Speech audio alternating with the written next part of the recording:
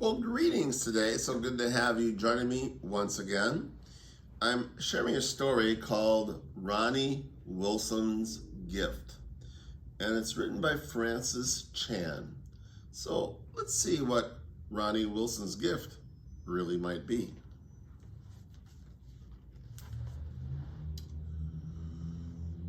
Little Ronnie Wilson's jaw dropped in amazement.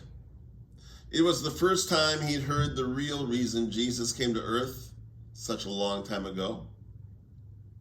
He did that for us? That's amazing. Then an exciting idea popped into Ronnie's mind.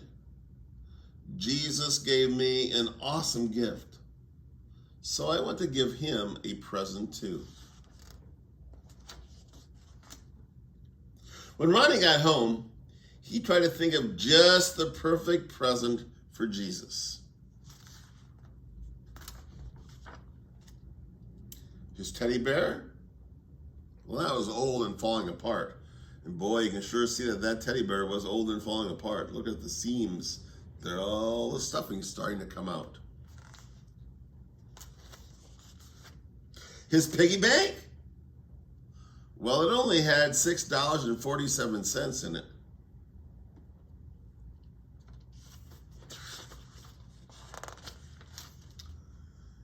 Then Ronnie saw his baseball glove on the bookshelf. It was signed by his Uncle Jack, who was a player in the big leagues.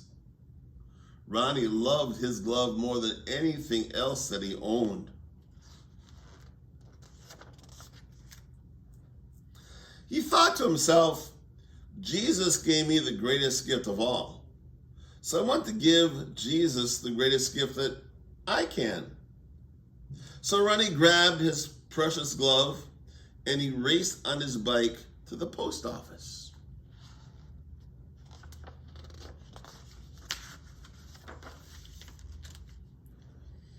How much will it cost to mail this to heaven? I only have $6.47, Ronnie explained. The mailman answered, I'm sorry, but we can't deliver mail to heaven. There's no way for it to get there. Okay, thanks anyway, Ronnie said as he walked out the door. Ronnie rode home on his bike, thinking of different ways to get that baseball glove to Jesus, when he nearly ran into a man shuffling down the sidewalk. Sorry, sir. That's okay, son. The man smiled just a little bit, and Ronnie heard his tummy grumble.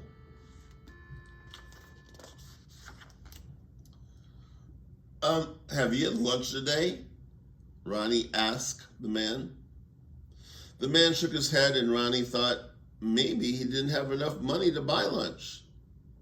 So Ronnie shook his piggy bank until some coins fell out. And Ronnie gave the money to the man, who used it to buy a hot dog and all the works.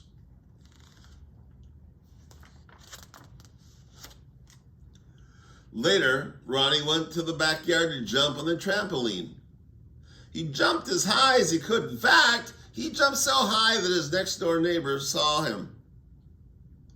What are you doing? The neighbor asked.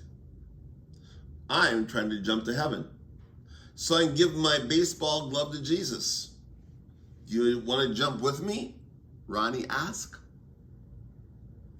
His friend Jesse said, yeah.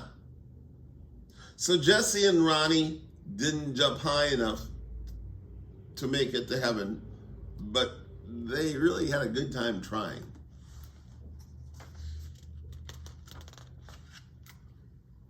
At the carnival the next day, Ronnie bought a great big giant balloon with the rest of his money. Then he tied his baseball glove to the balloon, and he wrote a note to Jesus. Just as he's about to let the balloon fly up to heaven, he heard a little girl crying, Mommy, Mommy, my balloon!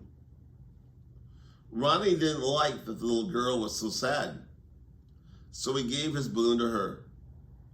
But now he had no way to get his gift to Jesus. Ronnie prayed, Jesus, I'm so sorry. I couldn't get your present to you. I tried my hardest. Thank you anyway. And here's a picture of Ronnie next to Jesus. See Jesus standing there? Well, that night, Ronnie had the strangest dream. He was in heaven, and Jesus said to him, "Thank you for the present, Ronnie." "What present?" "Thank you for the balloon when I was sad. Thank you for jumping on the trampoline with me when I was lonely. And thank you for the hot dog when I was hungry." "What do you mean?" Ronnie asked. Jesus answered, "Don't you remember what I wrote in the Bible? Whatever you do for these, my brothers and sisters of mine, you do for me." Billy is the man you saw at the post office. He lost everything in a fire except for his faith. He just prayed for food, and I used you to answer the prayer. Your neighbor, Jesse, loves me, but he's lonely. I used you to be a friend to him. And the little girl who lost her balloon, well, her name is Rachel. Her dad works hard, but doesn't have a lot of money. So I love it when you gave her your balloon. They are all my children. And when you give a gift to any of my children in need, it's the same as giving it to me. So thank you, Ronnie.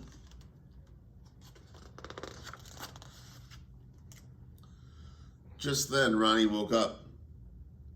It was the happiest dream I ever had, and he wore a big smile across his face. Now he knew exactly what he was going to do.